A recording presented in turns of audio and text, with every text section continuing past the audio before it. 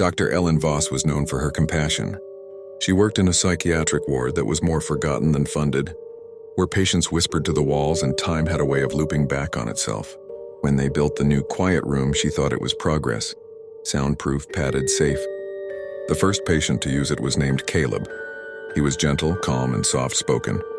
But every time Ellen walked by the quiet room, she'd see him standing in the corner, facing the wall. "Why do you stand like that?" she asked once.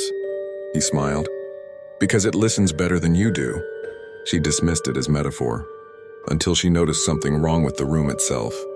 Every day when Caleb came out, there would be a faint indentation in the padding, like someone else had been standing behind him. But the room had no shadows, no windows.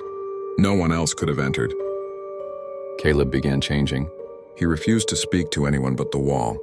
He said the wall had secrets, that it could hear everything that people thought but didn't say, and at night he'd whisper things about Ellen, things she had never told anyone. When she confronted him, his eyes filled with tears. "He told me," Caleb said. "The wall told me about you." "What did it say?" Ellen demanded. "That you're not real." She sent him to isolation after that. But the next morning, when the nurses opened the quiet room, Caleb was gone. No forced entry. No blood. No signs of a struggle. Just gone. Except the indentation in the padding had changed. Now there were two shapes. Ellen filed the report, but no one followed up. A week later, another patient claimed to hear a voice from the quiet room.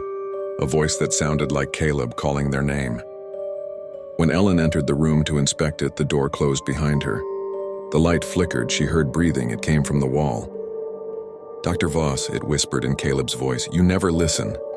She ran to the door, but it wouldn't open. Her screams were swallowed whole. They found her the next morning, unconscious on the floor. Her fingernails were broken, blood under each one. She couldn't speak. Not a word. Now she sits in a wheelchair in the same hospital, eyes fixed on the corner of her room.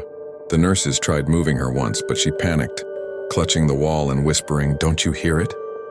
It's learning our voices." They call it the quiet room because no one comes out speaking.